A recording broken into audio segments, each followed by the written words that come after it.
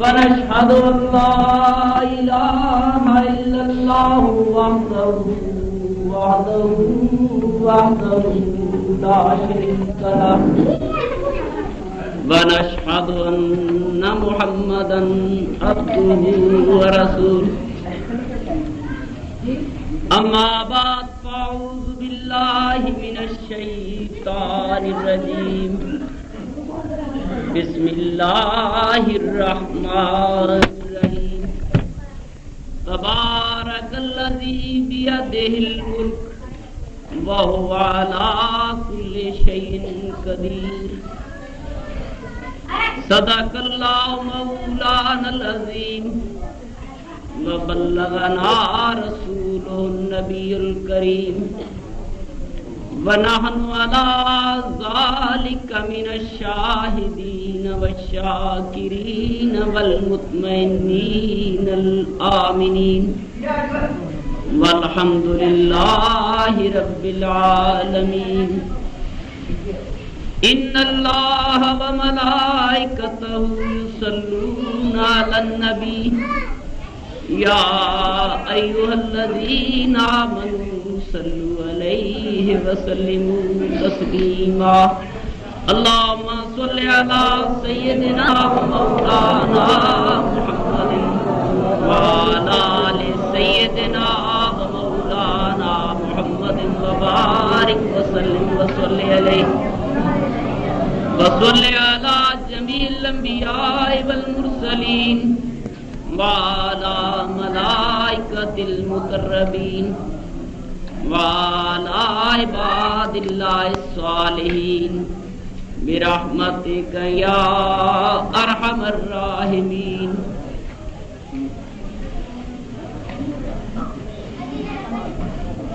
میرے بزرگوں، قبلہ چاچا جی، صاحب صاحب پٹھی چک شریف، میرے محترم، بہت ہی محترم اور عزیز بھائیوں،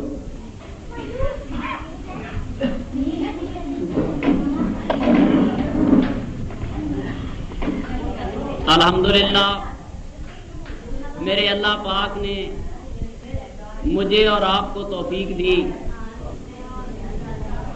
کہ ہم اس بستی میں راگ و سیدہ میں پہنچ گئے۔ دوستو، اللہ کے لاڈلے حبیب نبی کریم علیہ الصلاۃ والتسلیم، آپ کا ارشاد مبارک ہے کہ اللہ کی راہ میں جن لوگوں کے قدموں پر گرد یا مٹی پڑ گئی، رب نے ان قدموں پر دوزخ کی آگ حرام کر دی۔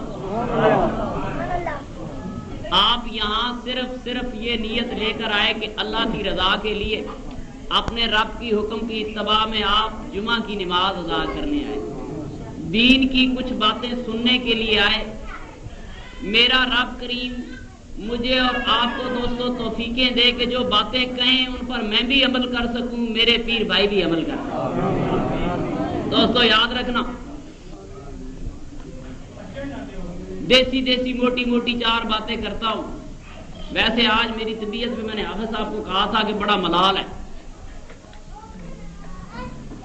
آج صبح میں نے اخبار پڑھی، آپ کو لوگوں کو اہل سنت والجماعت کو نہیں پتا ہوتا کہ کون کون سے طوفان کہاں سے گزر گئے۔ کل اہل سنت والجماعت نے لاہور میں ایک جلوس نکالا۔ جلوس کا مطالبہ یہ تھا کہ ہمارا اوقاف علیحدہ کیا جائے۔ کیا جی؟ اوقاف۔ دوستو سیدھی بات ہے کہ جو لوگ وقف آمدنی کو حرام سمجھتے ہیں، درگاہوں کی آمدنی کو جائز نہیں سمجھتے، ان مولوی کا کوئی حق نہیں کہ درگاہوں کی آمدنیوں پہ پلے۔ جب وہابی اوقاف کے قائل نہیں، درگاہوں کی آمدنی کے قائل نہیں، تو ان کا حق نہیں ہے کہ وہ اس آمدن سے کتابیں چھپوا کر وہابیت کی تشریح کی جائے۔ آمدن و مزار داتا پاک کی اور کتابیں اس آمدنی سے چھپیں اور اولیاء اللہ کی شان کے خلاف چھپیں، یہ ہمارا حق تھا۔ اس کے لیے ایک پرامن جلوس نکلا۔ وہ جلوس جب مار روڈ لاہور پر یونیورسٹی کے قریب پہنچا تو وہاں جماعت اسلامی کے طالب علم، جسے آج جمعیت کہتے ہیں، کہ نام کیا ہے؟ جمعیت اسلامی کالجوں اور سکولوں والے لڑکے خبردار ہو کے سن لے میری بات۔ یہ وہ جماعت جو اسلام کے نام پر غنڈہ گردی کر رہی ہے، وہ تمام کے تمام لڑکے جو اپنے آپ کو طالب علم کہتے ہیں مسلح بیٹھی ہوئی تھی اسلحہ لے کر، افغان مہاجرین کے ساتھ ساری دوستی کے پس پردہ سازش ہے کہ دھڑا دھڑا اسلحہ خریدا جا رہا ہے۔ وہ اسلحہ لے کر علماء کے، مشائخ کے، پیروں کے، مولویوں کے، دینی مدرسوں کے، دوستوں وہ علماء کرام جو جلوس میں شامل تھے ان پہ دھڑا دھڑ گولیاں برسائی گئی۔ جس بھٹو کے خلاف یہ اس ملک کے تمام مولوی صفحہ راہ ہو گئے تھے کہ جی بھٹو نے کیا کیا کہ جی مفتی محمود اور شاہ مندورانی کی پگڑی اچھالی تھی پیپل پارٹی کے کارکنوں نے کہ جی علماء کی توہین ہو گئی۔ دوستو آج لاہور کی سڑکیں علماء کے خون سے سرخ کر دی ہیں انہوں نے۔ جو اس بات کے دعوے دار ہیں کہ ہم اسلامی نظام لانا چاہتے ہیں، منہ میں اسلامی نظام، بغل میں ناجائز اسلحہ۔ میری بات سمجھ گئے اہل سنت والجماعت ہوشیار، بات عقائد کی ہے، اہل سنت والجماعت پر ہر طرف سے حملہ ہو رہا ہے۔ یہ مٹھی بھر لوگ ہیں جماعت اسلامی والے، اور آج عقائد کی بات ہے۔ یہاں سے شروع کرتا ہوں کہ موجودائٹس، یہ مودودیوں کا یہ خیال ہے کہ نبی انسان ہے ہمارے جیسا۔ کیسا جی؟ نبی انسان ہے، بشر ہے۔ اور میرے دوستو توجہ دو، میں یہاں سے شروع کرتا ہوں پھر اصل موضوع کی طرف آتا ہوں۔ اگر نبی میرے تیرے جیسا انسان ہے تو میں اور تم دنیا کا ہر گناہ کر سکتے ہیں کہ نہیں؟ اگر نبی معاذ اللہ میرے تیرے جیسا انسان ہے جیسا کہ ان لوگوں کا عقیدہ ہے، پھر نبی سے معاذ اللہ معاذ اللہ معاذ اللہ ہر گناہ سرزد ہو سکتا ہے۔ نبی جھوٹ بھی بول سکتا ہے معاذ اللہ، نبی زنا بھی کر سکتا ہے، نبی منافقت بھی کر سکتا ہے، نبی بات بھی چھپا سکتا ہے۔ اور دوستو جو شخص یہ عقیدہ رکھتا ہے کہ نبی جھوٹ بول سکتا ہے، اس کا عقیدہ قرآن پاک سے ختم ہو گیا، اس لیے کہ نبی کے منہ سے نکلا یہ کتاب حقیقت کی نماز، جی یہ خدا کا کلام ہے۔ دوستو ہم نے اس پر یقین کر لیا کہ زبر زیر پیش کے فرق کے بغیر یہ کلام الہی ہے جو وحی کے ذریعے نبی پاک پر آیا۔ جس شخص کا یہ عقیدہ ہے کہ نبی ہم جیسا انسان ہے، اس کا یہ عقیدہ ختم ہو جاتا ہے کہ یہ قرآن الہی کتاب ہے۔ بات سمجھی کہ نہیں؟ اگر جھوٹ بول سکتا ہے تو معاذ اللہ نبی ہم جیسا ہے تو معاذ اللہ جھوٹ بول سکتا ہے۔ ممکن ہے ضرورت کے لیے کوئی آیت نبی نے قرآن میں شامل کر لی ہو، کیوں جی یہ عقیدہ غلط آ سکتا ہے کہ نہیں آ سکتا؟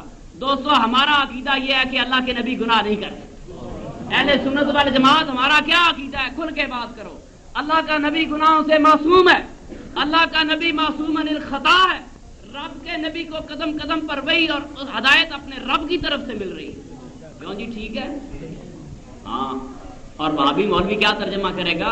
وَوَجَدَكَ ضَالًّا فَهَدَىٰ۔ آج بات کرنے کی بات آئی کہ نبی تو گمراہی پر تھا، کیا جی یہ ترجمے کون کرتے ہیں؟ وہابی مولوی، دیوبندی مولوی، شاہ عبد القادر، کہ نبی تو بھٹکا ہوا تھا، بھولا ہوا تھا، غلط راہ پر تھا۔ وَوَجَدَكَ ضَالًّا فَهَدَىٰ، اور میں نے تجھ کو سیدھی راہ دکھائی، میں نے تجھ کو، یہ ترجمہ ہو رہا ہے۔ دوستو نبی نہ بھٹکا ہوا ہوتا ہے نہ نبی گمراہ ہوتا ہے۔ میری بات سمجھ گئے کہ نہیں؟ وہ واقعات شان نزول اور ہے۔ نبی پاک کی سواری جا رہی ہے، راستے میں نیند آ گئی، سواری راستے سے بھٹک گئی، جبریل نے امین نے آ کر سواری کو راستے پہ لگا دیا۔ رب احسان فرما رہا ہے کہ وَوَجَدَكَ ضَالًّا فَهَدَىٰ، تیری سواری اس راستے پر جا رہی تھی، میں نے سیدھے راستے پہ لگا دی۔ بات محبت کی بات۔ اور یہ جو گستاخان رسول جن کے ہاتھ علماء، پہلے جی انہوں نے کئی طالب علم مارے، گولیاں مار مار، اب ان کے ہاتھ علماء اور مشائخ کے خون سے بھی رنگین ہیں۔ مٹھی بھر جماعت ہے اہل سنت والجماعت، اگر اٹھ کھڑے ہوں ان کا نشان نہیں نظر آتا۔ دوستو مودودی کی شان میں ایک لفظ جماعت اسلامی والا برداشت نہیں کر سکتا۔ کہتے ہیں نبی ہم جیسا ہے، نبی سے غلطی ہو سکتی ہے، پر عقیدہ ان کا یہ ہے مودودی سے نہیں ہو سکتی۔ مودودی سے آج تک کسی جماعت اسلامی والے نے یہ نہیں کہا کہ یہ کام مودودی نے غلط کیا۔ کیوں جی کبھی کسی نے آج تک کہا ہے کہ مودودی نے فلاں کام غلط کیا ہے؟ اور کالجوں والوں سن لو، میرے بچے جو کالجوں اور سکولوں میں پڑھتے ہیں، قدم قدم پر جمعیت والے جال لے کر پھر رہے ہیں۔ اہل سنت والجماعت کے بچوں آپ کو گرفتار کرنے کے لیے، جال میں لینے کے لیے ادھر سے حملے ہو رہے ہیں، نام اسلام کا استعمال کیا جا رہا ہے۔ آپ ان لوگوں کا رخ کردار دیکھیں، یہ انتہائی افسوسناک بات ہے دوستو۔ سچی بات یہ ہے کہ جماعت اسلامی اخباروں میں جو خبر آئی، اخبار بھی جماعت اسلامی کے پروردہ ہے، انواع وقت جنگ میں، یہاں آپ کو اعلانیہ کہہ رہا ہوں، یہ ہمارے مسلک کی خبریں کبھی نہیں دیتے، مگر ایک بات آپ خبریں اب خبر کیا تھی کہ جی جماعت اسلامی والے بچوں کا جلسہ ہو رہا تھا، تربیتی کیمپ تھا یونیورسٹی میں، اور مال روڈ سے مولویوں کا اور علماء اور مشائخ کا جلوس گزرا. تو انہوں نے کہا جی جو الزام لگایا ہے کہ جی ہم نے فائرنگ اس لیے کی کہ مودودی کے خلاف نعرے لگاتے تھے، مودودی کے خلاف. اور دوستو میری طرف توجہ دو، اہل سنت والجماعت ساری عمر بے غیرت نہیں رہ سکتے. آج میری طرف توجہ دو دوستو، ہمارا ایمان اللہ کے نبی سے، جی ہماری محبتوں کا امین، محبتوں کا مرکز وہ رسول عربی صلی اللہ علیہ وسلم. دوستو ایک آدمی مودودی کی توہین برداشت نہیں کرتا، اور غلامان آل محمد جو ہے وہ محمد صلی اللہ علیہ وسلم کی توہین کیسے برداشت کر جاتا ہے؟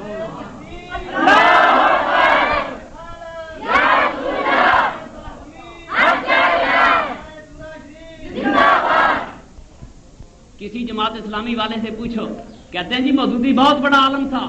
اور دوستو جب نبی کے علم کی بات آتی ہے کہتے ہیں اتنا علم نبی کے پاس تھا اور اتنا نہیں تھا. یہ وہ گستاخ ٹولہ ہے، یہ وہ گستاخ ٹولہ ہے. اور دوستو نمازوں پہ نہیں جانا، نمازوں پہ نہیں جانا، سجدوں پہ نہیں جانا. آؤ میں تمہیں ایک واقعہ بتاتا ہوں، حضرت مولا علی کرم اللہ وجہ الکریم کی شہادت کا. دنیا اسلام میں مختصر عرض کرتا ہوں، دنیا اسلام میں نبی پاک صلی اللہ علیہ وسلم کے وصال کے بعد کچھ لمحوں کے لیے، کچھ گھنٹوں کے لیے، کچھ گھڑیوں کے لیے ایک مسئلہ پیدا ہو گیا. وہ مسئلہ تھا خلافت کا، کہ نبی پاک صلی اللہ علیہ وسلم کا جانشین کون ہو. مدینے والوں نے یہ سوچا کہ چونکہ نبی پاک صلی اللہ علیہ وسلم نے کسی کے حق میں واضح اعلان نہیں فرمایا تو ہم خلافت کیوں نہ لے لیں. ہم نے اسلام کی زیادہ خدمت کی ہے، ہم نے اسلام کی زیادہ خدمت کی. ظاہر ہے مدینے والے زیادہ تھے، مکے والے کم تھے، جو ہجرت کر کے آئے مہاجر کم تھے، مقامی زیادہ تھے. جتنی جنگیں ہوئی ظاہر ہے جن کی تعداد زیادہ تھی شہید بھی انہی کے زیادہ تھے. زیادہ لہو بہا اسلام کے لیے مدینے والوں کا. تو انہوں نے کہا خلافت ہمارا حق ہے، ہم خلافت لے لیں. مگر جب مدینے والے سقیفہ بنو سعدہ میں اکٹھے ہوئے تو وہاں پر حضرت ابوبکر صدیق، حضرت عمر فاروق، حضرت عبد الرحمن بن عوف، دو چار ہستیاں وہاں پر پہنچی. اور آپ نے جا کر کہا کہ دیکھو بھائی بات یہ ہے خلیفہ آپ جسے مرضی ہے چن لیں، مگر نبی کریم علیہ الصلوۃ والسلام نے یہ فرمایا ہے کہ تمہارا امام الائمۃ من القریش، تمہارے امام قریش میں سے ہوں گے، مہاجروں میں سے ہوں گے. امام